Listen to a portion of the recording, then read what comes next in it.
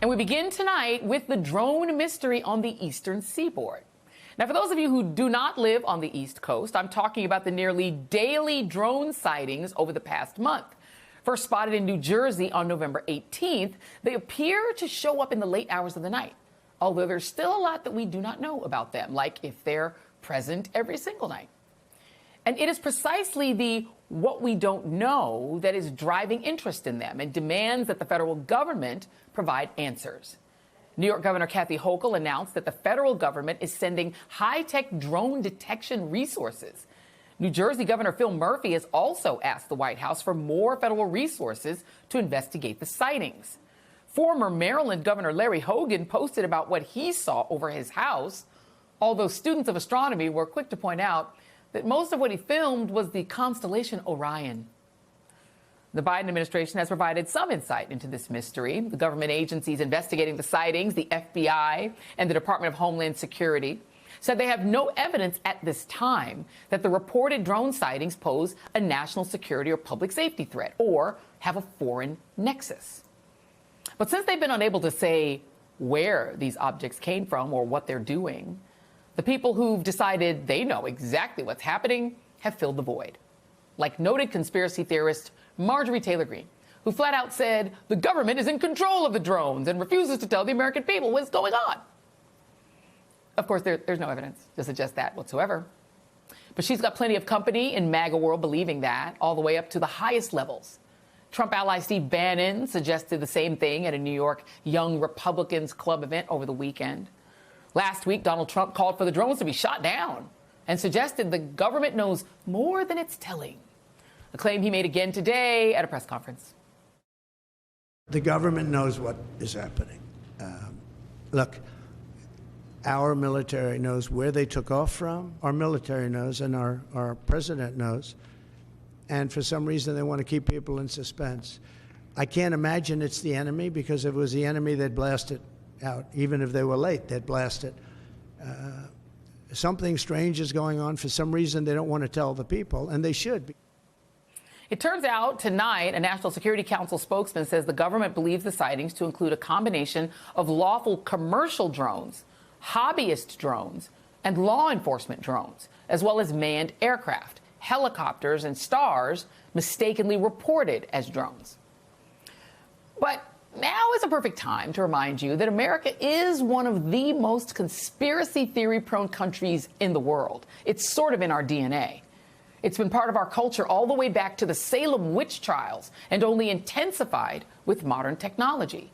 Like on the eve of Halloween in 1938, when Orson Welles went on the radio and inadvertently started a panic. Special bulletin from Trenton, New Jersey. It is reported that at 8:50 p.m. a huge flaming object, believed to be a meteorite, fell on a farm in the neighborhood of Grover's Mill, New Jersey, 22 miles from Trenton. That was Orson Welles' radio edition of The War of the Worlds. Those who didn't hear the beginning thought Martians really had invaded New Jersey. But that event spawned a cottage industry of alien invasion movies and television shows, and the propensity toward mass hysteria only intensified with the threat of the boogeyman of communism and the Red Scare. After American cities began putting fluoride into drinking water in the 1940s, the far-right John Birch Society opposed the move on the grounds that it was an involuntary mass medical treatment, part of a communist plot. Of course, the granddaddy of them all for modern America is the assassination of President John F. Kennedy, the only presidential assassination captured on film, followed by a slew of explanations that seemed to defy what people thought they saw, despite numerous investigations. Years later, Watergate came along and brought with it the end of American innocence, a tacit admission that American politicians sometimes really were liars and crooks. In the 1990s, one of my favorite ever TV shows, The X-Files, became a cultural touchstone, telling America simply, the truth is out there. Add to that the rise of right-wing media, and particularly right-wing talk radio, where Rush Limbaugh pushed political conspiracies and led to the rise of ultra-conspiracists like Glenn Beck and Alex Jones, who also happened to be key purveyors of some of the most rampant conspiracy theories about President Barack Obama. It was Glenn Beck who wondered aloud whether FEMA under President Obama was setting up concentration camps for conservatives, just asking questions. In 2015, Alex Jones turned military training exercises in Texas into fear-mongering about martial law, claiming that it was a plan to eradicate local militants.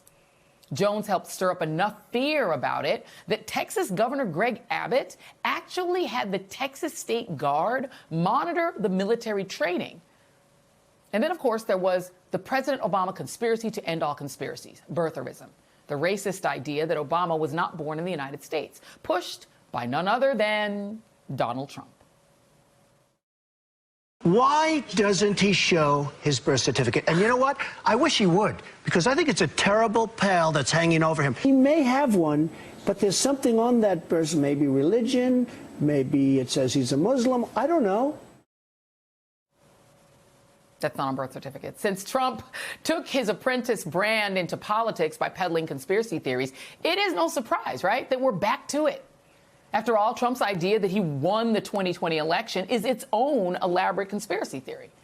But this time around, the incoming administration has a slew of conspiracy theorists on the team. I mean, why have a government that tries to keep people rational when you can have a Secretary of Health and Human Services who thinks that chemicals in the water can turn kids gay, or a Director of National Intelligence who thinks there are secret U.S. biolabs in Ukraine developing weapons, or an FBI director who has said supportive things about QAnon? But that's where we are. The question now is how we confront a world where America is run by them. Joining me now is MSNBC political analyst and former Congressman David Jolly, and Angelo Carusone, president and CEO of Media Matters. Thank you both for being here. Angelo, I do want to start with you. I just have to put up this poll. Our wonderful producers looked this up. And which conspiracy theories do Americans believe are likely true? We'll just put this up on the screen. Lee Harvey Oswald did not act alone in assassinating JFK. 54% believe that. Barack Obama, not born in the United States. A third, the same number that's essentially the Republican Party, the third. Voting machines were programmed to change the votes in 2020.